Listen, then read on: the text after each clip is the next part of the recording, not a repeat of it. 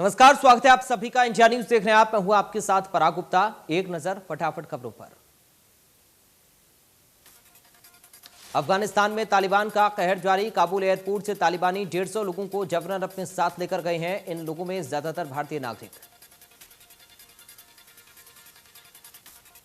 इन लोगों में शामिल एक शख्स जो अपनी पत्नी के साथ था, तालिबानी चंगुल से बचकर भागने में कामयाब रहा। उसने बताया कि रात 1 बजे ये लोग एक वाहन के जरिए एयरपोर्ट पर पहुंचे थे, लेकिन कोऑर्डिनेशन ठीक नहीं होने के चलते ये लोग एयरपोर्ट के भीतर एंट्री नहीं पा सके।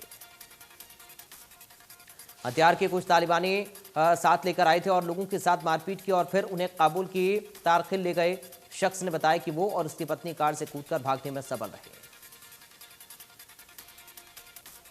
अफगानिस्तान से अमेरिकी सेनाओं की वापसी के बाद राष्ट्रपति बाइडेन ने आतंक के खिलाफ जंग को लेकर एक बार फिर अपनी प्रतिबद्धता जताई। बाइडेन ने कहा कि अमेरिका अफगानिस्तान में आतंकवाद विरोधी मिशन पर अपना फोकस केंद्रित रखेगा। उन्होंने कहा कि अगर तालिबान अमेरिकी सैनिकों पर हमला करने की जरूरत करता है तो उसका तीव्र और करारा जवाब मिलेगा। अमेरिकी राष्ट्रपति जो बाइडेन ने अफगानिस्तान में फंसे अमेरिकी नागरिकों से उन्हें घर तक पहुंचाने का वादा किया। उन्होंने अफगानिस्तान में फंसे अमेरिकियों से कहा कि हम आपको घर पहुंचाएंगे। कांग्रेस के अंतरिम अध्यक्ष सोनिया गांधी ने शुक्रवार को विपक्षी दलों के नेताओं के साथ वर्चुअल तरीके से बैठक की। कांग्रेस समेत 19 दलों की बैठक में कई मुद्दों पर सहमति बनी और विपक्ष ने सरकार के सामने 11 सूत्री मांगों को रखा। विपक्ष ने सरकार से कोरोना से मरने वालों की परिजनों को मुआवजा देने, गरीब परिवारों को 7,500 रुपए प्रति महीने पेट्रोल डीजल के दाम में कमी करने जैसी मांगी की है। कैथल में HSRLM यानी कि हरियाणा राज्य ग्रामीण आजीविका मिशन में 1.5 करोड़ के घोटाले मामले में बड़ी कार्रवाई हुई। डीसी प्रदीप दहिया ने 7 अधिकारियों और कर्मचारियों की तुरंत सेवा खत्म कर FIR के लिए पत्र लिखा। डीसी ने NRLM मुख्यालय को FIR दर्ज करने की सिफारिश भेजी। दरअसल ADC की 42 पन्नों की जांच रिपोर्ट में 7 अधिकारियों और कर्मचारियों को दोषी पाया गया था।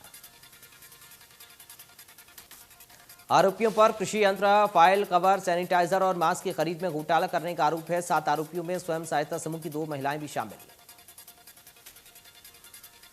जांच में दोषी पाए जाने के बाद डीसी ने 1 सप्ताह में कार्रवाई करने का आश्वासन दिया था। इंडिया न्यूज हरियाणा ने भी इस मुद्दे को प्रमुखता से दिखाया था।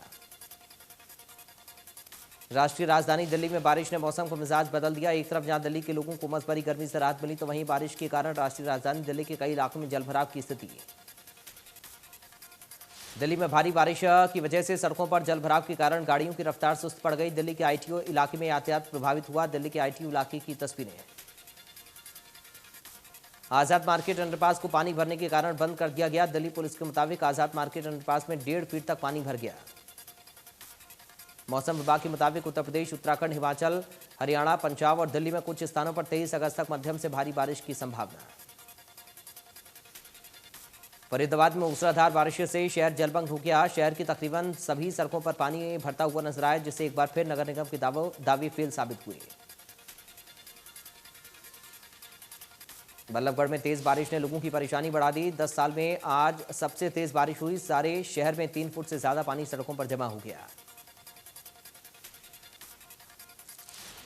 चावला कॉलोनी में बारिश का पानी लोगों के घरों में घुस गया। तेज बारिश से लोगों को उमस भरी गर्मी से राहत मिली, लेकिन बारिश के बाद जलभराव की स्थिति है, जिससे लोगों को दिक्कतें हो रही हैं।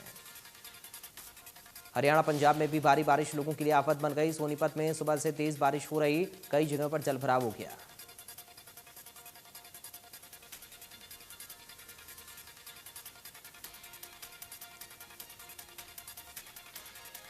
देश में फिर बढ़ने लगे कोरोना के नए केस। 24 घंटे में सामने आए 34,000 से ज्यादा केस। केरल में कोरोना का कहर बढ़ता जा रहा। 24 घंटे में 20,224 नए मामले, जबकि एक दिन में 99 की मौत। महाराष्ट्र में 24 घंटे में कोरोना के 4,365 नए केस सामने आए। एक दिन में 105 मरीजों ने तोड़ा दम। दिल्ली में 24 घंटे में कोरोना के 25 नए केस मिले। एक दिन में 46 मरीज रिकवर हुए। दिल्ली में अब भी 459 केस एक्टिव। प्रदेश में कोरोना की दूसरी लहर पर लगी रोक। एक दिन में सामने आए 21 नए मरीज। एक दिन में 1 मरीज ने तोड़ा दम। तो शाम में गांव डाडम के पहाड़ में अवैध खनन की शिकायत पर जांच करने टीम पहुंची। सब कमेटी की गठित टीम के सदस्यों ने मौके का करीबन 4 घंटे तक बारीकी से निरीक्षण किया। टीम के सदस्यों से गांव वासियों ने पहाड़ ठेकेदार और खनन कंपनी के खिलाफ शिकायत की, जिसे सुनने के बाद टीम ने संबंधित विभागों के अधिकारियों को मौके पर बुलाकर खनन से जुड़ी रिपोर्ट 1 सप्ताह के अंदर देने के दिशा निर्देश दिए। गांव जाडम के पहाड़ में चल रहे खनन कार्य को लेकर पिछले काफी समय से गांव वालों और पहाड़ के आसपास के पड़ोसी किसानों के बीच विवाद रहा है। गांव वालों ने प्रशासन के अधिकारियों और पहाड़ ठेकेदारों की मिलीभगत का आरोप लगाया। इसी कड़ी में एक व्यक्ति ने पहाड़ में हो रहे अवैध खनन की शिकायत दी थी। इंद्री के बीबीपुर जाटान गांव में उस समय ग्रामीणों ने हंगामा कर दिया, जब बिजली विभाग के एसडीओ के नेतृत्व में विभाग की टीम गांव में बिजली के मीटर उतारने पहुंची। ग्रामीणों ने इसका विरोध किया। विभाग की टीम ने गांव में खंभों पर लगे 5 मीटर उतार दिए। अधिकारी उन मीटरों की जांच के लिए लैब में भेजने की बात करने लगे, लेकिन ग्रामीणों ने इसका विरोध किया। सूचना मिलने पर एसएचओ पुलिस बल के साथ गांव में पहुंचे। विभाग के एसडीओ को दोबारा भी ग्रामीणों के बीच आना पड़ा। ग्रामीणों का कहना है कि वो बिजली के बिल सही समय पर भर रहे हैं, कोई बिल पेंडिंग नहीं है। बिजली के मीटर भी सही चल रहे हैं, लेकिन बेवजह उनके बिजली के मीटर उतारे जा रहे हैं। ग्रामीणों ने मीटर ले जाने का विरोध किया और मीटर नहीं ले जाने की मांग पर अड़ गए। ग्रामीणों ने कर्मचारियों से आग्रह किया कि बिना वजह मीटर नहीं उतारे जाएं, उतारे गए मीटर को दोबारा लगाएं। पंचकुला यमुनानगर हाईवे के किनारे गांव नगल में 25 फुट की गहराई में सीवरेज लाइन का काम करते हुए 3 मजदूर मिट्टी के नीचे दब गए। मजदूर यहां जमीन में 25 फुट की गहराई के अंदर स्लैब डालने की कोशिश कर रहे थे। काम के दौरान कुछ एरिया में लेंटर डाला जा चुका था, जबकि कुछ जगह पर अभी भी लेंटर डाला जाना था।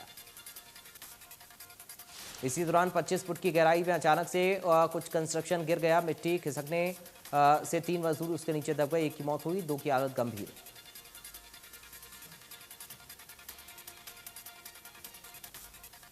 बहादुरगढ़ में गांव के पूर्व सरपंच की निर्मम हत्या का मामला सामने आया, जहां नुन माजरा गांव के पूर्व सरपंच पर अज्ञात हमलावरों ने करीब 40 गोलियां चलाकर हत्या की वारदात को अंजाम दिया। सरपंच किसी काम से नूना माजरा दाबूदा रोड पर गया हुआ था। एक पेट्रोल पंप के पास अज्ञात हमलावरों ने उस पर हमला बोल दिया। वारदात को अंजाम देकर आरोपी मौके से फरार। घटना की सूचना मिलते ही पुलिस मामले की जांच में जुटी।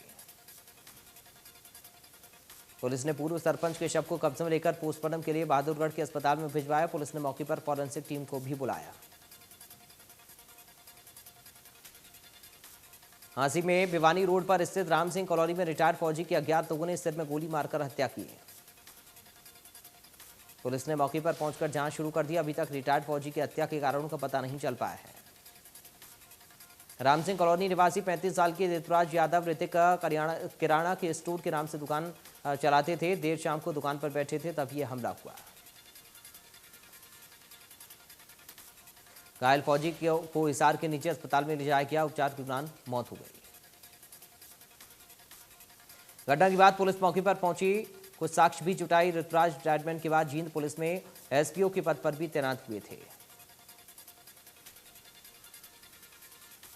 गुरुग्राम के सेक्टर 14 में होटल पर महिला की हत्या कर दी गई। वारदात को अंजाम देने वाले आरोपी मौके से फरार हो गए। हत्या के पीछे की वजह साफ नहीं है अभी। महिला के पति की शिकायत पर पुलिस ने युवक के खिलाफ केस दर्ज कर लिया है। पुलिस ने शव को कब्जे में लेकर मामले की जांच शुरू की। हरियाणा में अब आंगनवाड़ी सेंटर बीते जमाने की बात हो जाएंगे। दरअसल हरियाणा सरकार आंगनवाड़ी कल्चर को समाप्त कर उसे आधुनिक रूप देने जा रही है, जिसके चलते प्रदेश में कार्यरत 4000 आंगनवाड़ी सेंटर्स को समाप्त कर उनके स्थान पर आधुनिक प्ले स्कूल शुरू किए जाएंगे। एक तरह से आंगनवाड़ी सेंटर आधुनिक प्ले स्कूल के तौर पर काम करेंगे। इसी कड़ी में फरीदाबाद जिले में शुरुआती चरण में 117 आंगनवाड़ी सेंटर को आधुनिक प्ले स्कूल में तब्दील करने का निर्णय लिया गया है। सरकार द्वारा जारी हिदायतों के अनुसार जिले में 117 आंगनवाड़ी केंद्रों को प्ले स्कूल में कन्वर्ट किया जाएगा, जिसके लिए महिला एवं बाल विकास विभाग के अधिकारियों को 4 दिवसीय प्रशिक्षण स्थानीय बाल भवन में दिया जा चुका है। आगामी 23 अगस्त से आंगनवाड़ी कार्यकर्ताओं को प्रशिक्षण दिया जाएगा। जिले में प्रथम चरण में 40, दूसरे चरण में 35, तीसरे चरण में 42 आंगनवाड़ी केंद्रों को आधुनिक प्ले स्कूल के रूप में परिवर्तित किया जाएगा। गुरुग्राम में बारिश की वजह से फिर से जगह जगह पर जल जमाव हो गया, जिसकी वजह से सड़कों पर चलने वाले वाहन चालकों के लिए खासी समस्या पैदा हो गई। इतना ही नहीं, गुरुग्राम के पौष इलाके में भी सड़कें जलमग्न नजर आईं, जिसकी वजह से मर्सिडीज जैसी गाड़ियां भी दम तोड़ गई।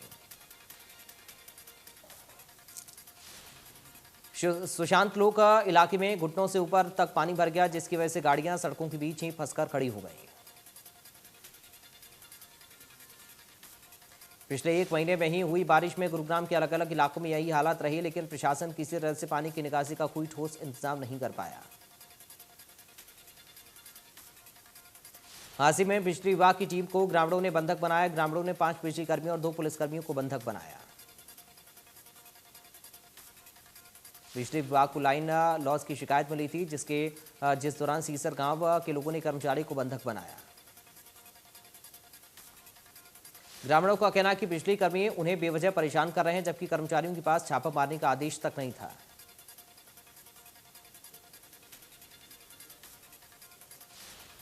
प्रदेश में इस बार भी पिछले वर्षों की तरह बहनें अपने भाई को राखी बांधने के लिए निःशुल्क यात्रा कर सकेंगी। फ्री यात्रा के लिए परिवहन विभाग ने विशेष तैयारियां की हैं। परिवहन मंत्री मूलचंद शर्मा ने प्रदेश के सभी रोडवेज के जीएम को पत्र लिखकर आदेश जारी किए। रक्षाबंधन के दिन महिलाएं और उनके साथ 15 साल के बच्चे निःशुल्क यात्रा करेंगे। उन्होंने आदेश में कहा कि कोई भी बहन ऐसी ना हो जो अपने भाई को यात्रा किराए के चलते राखी ना बांध सके। भिवानी की ट्रैफिक मैनेजर ने बताया कि रक्षाबंधन के लिए परिवहन विभाग ने तैयारी कर ली है। इस दिन ज्यादा यात्री होंगे तो बस की संख्या और ज्यादा बढ़ाएंगे, लेकिन किसी बहन को राखी बांधने से छूटने नहीं देंगे। भाई बहन के प्यार के प्रतीक रक्षाबंधन को लेकर बहनों में काफी उत्साह देखा जा रहा। बहनें अपने भाई की कलाइयों पर रक्षा सूत्र बांधने के लिए खरीदारी करने बाजार पहुंच रही हैं, लेकिन महंगाई का असर इस बार रक्षा सूत्र पर भी देखने को मिल रहा है।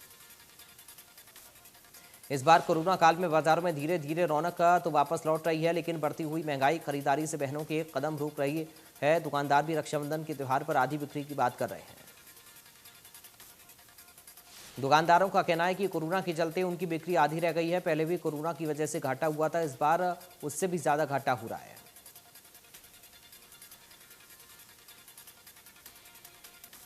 केंद्र सरकार की ओर से एक बार फिर घरेलू गैस के रेट में 25 रुपए की बढ़ोतरी करने से लोगों पर महंगाई की जबरदस्त मार पड़ रही है। महंगी रसोई गैस ने लोगों का बजट बिगाड़ कर रख दिया है। गैस के लगातार बढ़ रहे दाम के विरोध में गुहाना में जन संघर्ष मंच पर समता मूलक महिला संगठन की कार्यकर्ताओं ने मिलकर शहर भर में प्रदर्शन करते हुए गुहाना समता चौक पर केंद्र सरकार का पुतला फूंका। इस दौरान जन संघर्ष मंच के कार्यकर्ताओं ने बढ़ाए गए गैस के दाम के अलावा बढ़े हुए पेट्रोल डीजल के भाव को कम करने की मांग की।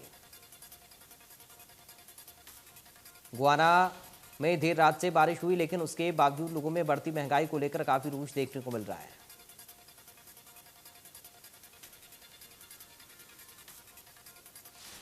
पलवल में पुलिस अधीक्षक दीपक गहलावत ने अपने कार्यालय के बाहर जनता दरबार लगाकर लोगों की शिकायतें सुनी। इस दौरान दर्जन भर से ज्यादा समस्याएं लोगों ने एसपी के सामने रखी।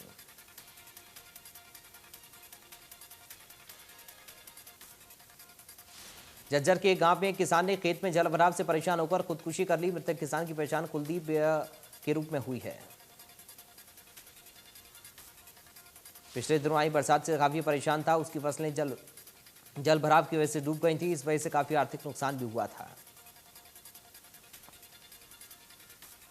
भिवानी में दिन दहाड़े युवक की पिटाई के मामले में पुलिस ने कार्रवाई करते हुए तीनों युवकों को गिरफ्तार कर लिया। पुलिस ने सीसीटीवी फुटेज के आधार पर गिरफ्तारी की।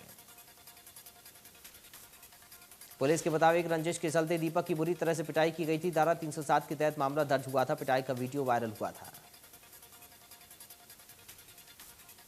जुलाना की खेड़ा गांव में विधायक बलराज कुंडू अपनी धर्म बहन से राखी बंधवाने पहुंचे। महिला के पति की 2 साल पहले खेत में काम करते वक्त करंट लगने से मौत हो गई थी।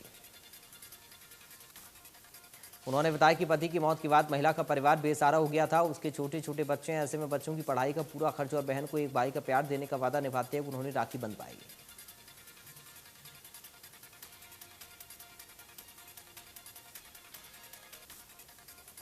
पंचकुला पुलिस की कारगुजारी के एक बार फिर सवालों के घेरे में आ गई है। दरअसल समाज के बच्चों को स्कूल में पढ़ाकर पुलिस अधिकारी से लेकर बड़े प्रशासनिक अधिकारी बनने एक रिटायर्ड टीचर और उसके साथी को पहले पुलिस थाने में बुलाया गया, फिर उन पर हमला किया गया। थाने में बैठे आरोपी ने पुलिस के सामने शिक्षक पर हमला किया। मामले के खुलासे पर पुलिस की कार्यप्रणाली पर सवाल खड़े हो रहे हैं। पंचकुला के रायपुरानी के हंगुला गांव में रहने वाले 80 वर्षीय बुजुर्ग शिक्षक और उनके साथी पर पुलिस अधिकारियों ने हाथ उठाए। यही नहीं, पुलिस ने उनके सिर पर डंडे से वार किया। पीड़ित ने आरोप लगाया कि थाने में आरोपी पक्ष उनके साथ बदतमीजी करने लगा। जब उन्होंने विरोध किया तो आरोपी उन पर हमला करने पर उतारू हुआ। इस दौरान रायपुर आनी थाना प्रभारी औषधि और एएसआई ने उन पर डंडे से वार किया, जिसके चलते उनके सिर में चोट आई, खून निकला।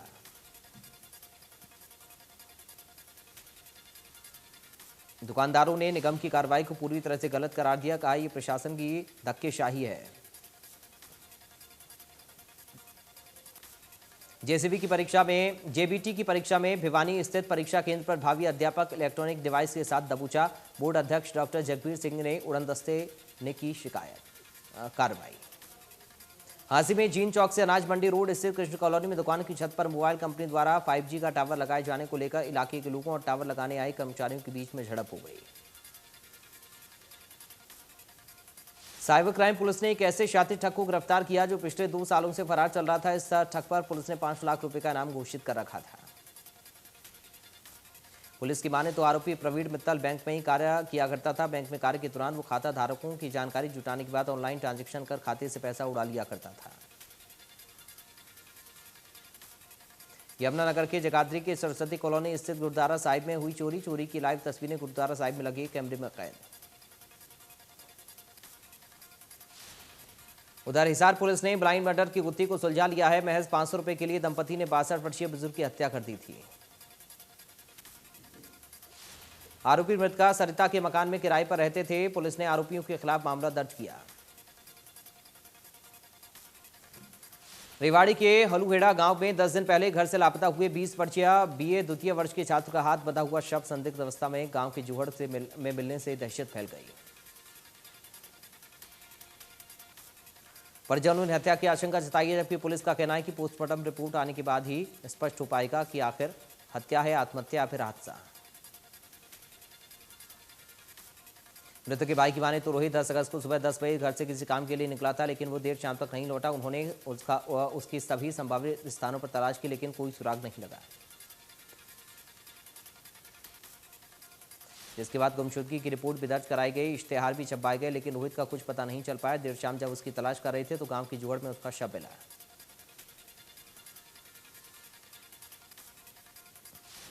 जम्मू कश्मीर के पुलवामा जिले के त्राल में सुरक्षा बलों ने आतंकियों के साथ मुठभेड़ हुई। जैश ए मोहम्मद के 3 आतंकियों को ढेर किया। आतंकवादियों की मौजूदगी की सूचना मिलने के बाद सुरक्षा बलों ने दक्षिण कश्मीर जिले के त्राल में जंगल की ऊंचाई वाले इलाकों में घेराबंदी और तलाशी अभियान चलाया।